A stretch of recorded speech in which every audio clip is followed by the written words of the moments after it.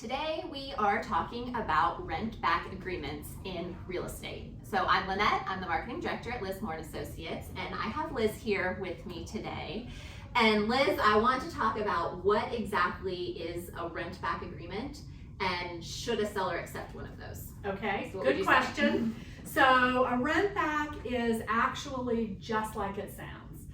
We refer to it as a seller possession agreement. Okay. And essentially it means if you're buying my house, I'm going to stay in my house after closing for a pre-agreed upon period of time. Maybe because my new house isn't ready yet. Mm-hmm. There's a number of reasons for that.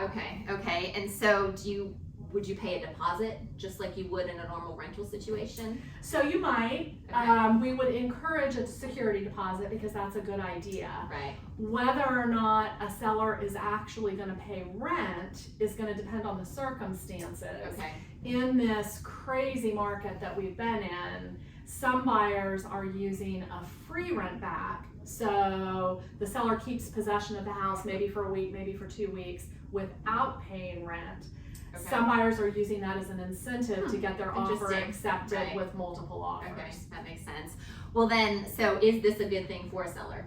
Would you recommend it? Absolutely. There really is no risk for the seller. The risk is more to the buyer in this market. Okay. And it can be a great way to solve one of the dilemmas of the current market, which is it's easy for that seller to sell, but then they have to figure out a place to go. Right. So if they have some flexibility in a possession agreement, that can make a deal happen. Okay. So that can be a very good thing for a seller. Okay.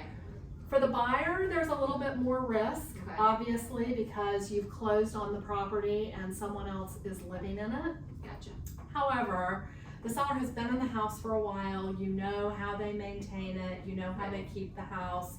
So the risk is really minimal, I think, compared to the opposite situation where a buyer is taking early possession Gotcha. of a house. Gotcha. So those are two completely different Two things. completely Okay. different things. Okay, interesting. Well, just like anything, it sounds like having a great agent is super important to help you navigate these. Right. Should you as a seller do this? Should you as a buyer offer it, ask for it? So if you are interested in selling your house, if you're looking to start buying, it's really important that you have an agent who is well-versed in a situation like this because you may find yourself in it. So if you need an agent, we can certainly match you with somebody in your market that can help you. Shoot us an email, info@lizmore.com. We'll go to Liz and we'll find you an agent, drop your information in the comments below, send us a DM. Just get in touch with us and we would love to help you. So thank you. Absolutely.